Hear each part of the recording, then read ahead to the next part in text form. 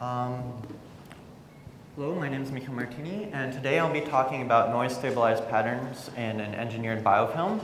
What you see here is an engineered biofilm that was made by our collaborators Ting Liu, David Carrick, and Ron Weiss. And they were originally trying to produce a Turing pattern, but what you see, it's very noisy, and it's not as regular as you would expect for a traditional Turing pattern. And I'm going to argue that it's actually a different pattern forming mechanism altogether, that it's actually an example of a stochastic pattern. So they engineered this pattern in a biofilm. And essentially in a biofilm, you have cells that adhere to one another and a surface, and it forms extracellular polymeric substance. And it does so to protect the cells from the surrounding environment. To form the biofilm, often it's mediated through form sensing, which is a way that the cells can sense the density of their surrounding cells by putting out a form sensing molecule.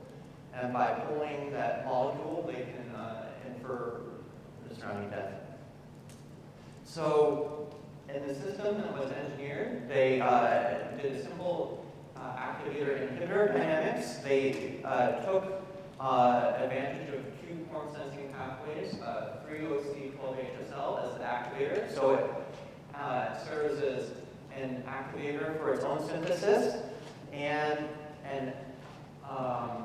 it also serves as an activator for the synthesis of the inhibitor in this system, which is C4-HSL. C4-HSL acts as an inhibitor, so it self-inhibits and inhibits the synthesis of the activator.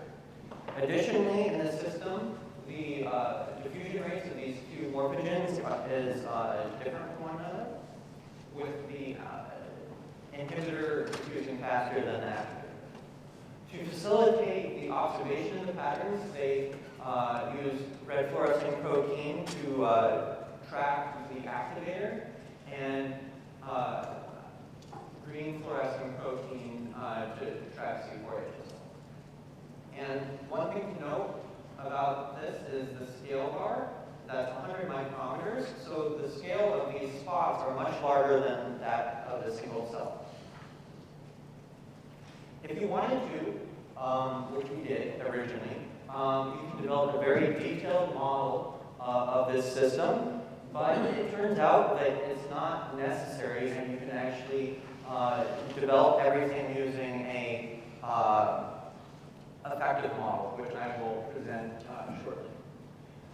So first, I need to contrast this mechanism with a classical Turing pattern mechanism.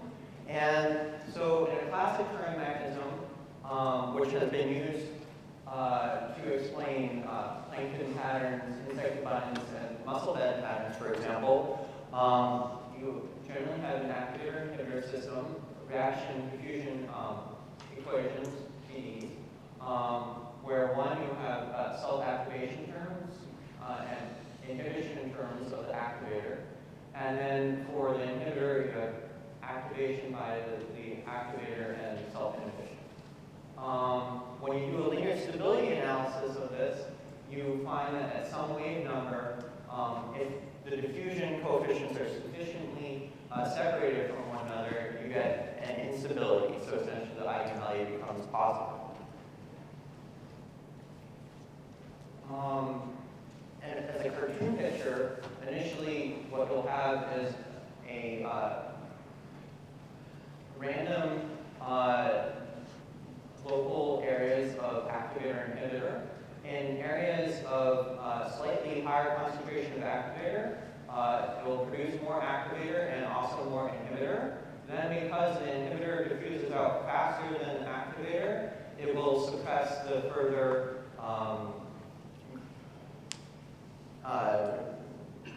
growth of those spots. Now, in that very simple qualitative argument, there doesn't seem to be a huge dependence on large diffusion rates differences. So the question is, if we consider the whole stochasticity of the underlying model, can we fix this fine-tuning problem, the fact that you need a huge separation of diffusion coefficients? And the fact is, yes, demographic noise can do so. So demographic noise is the noise associated with discrete creation and annihilation of chemicals. So in this, I've written down a very simple individual level model of just an activator that creates more of itself, and also an inhibitor which self-inhibits.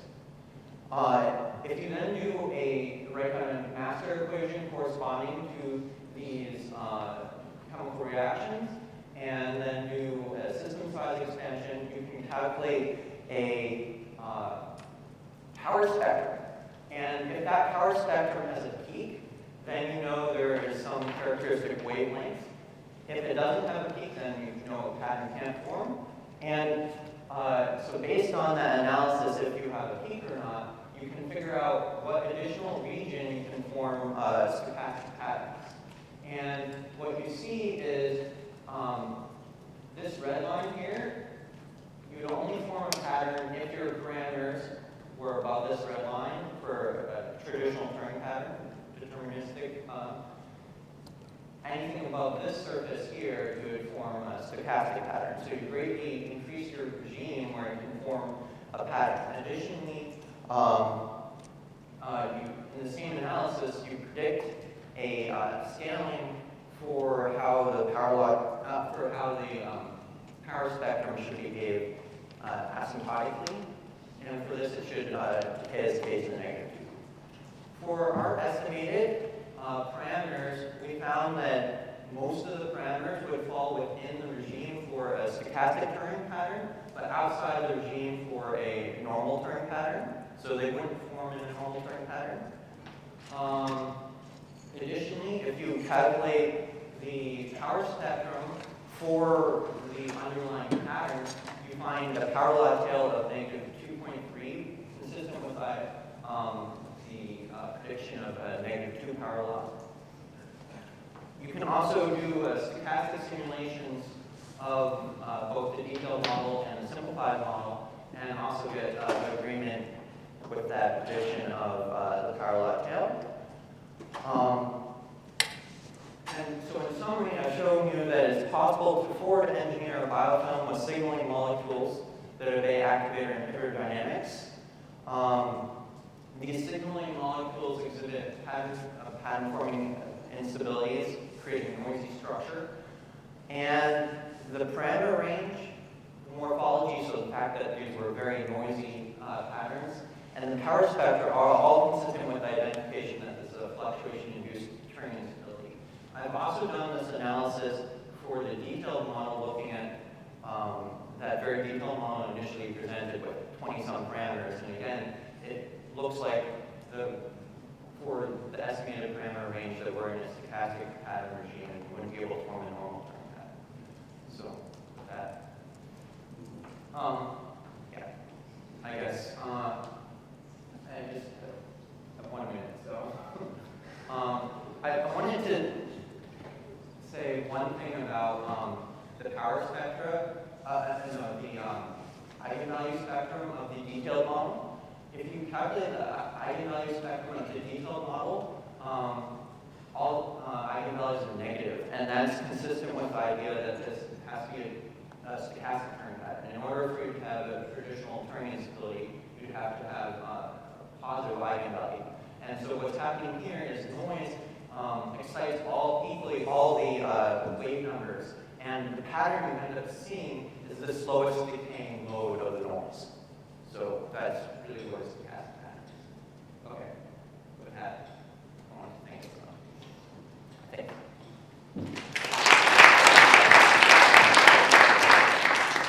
Okay, time for a couple of questions.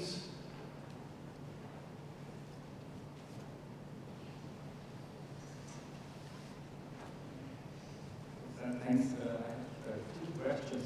First is, how do you know that this knowledge in the model is valid? So how do you know that?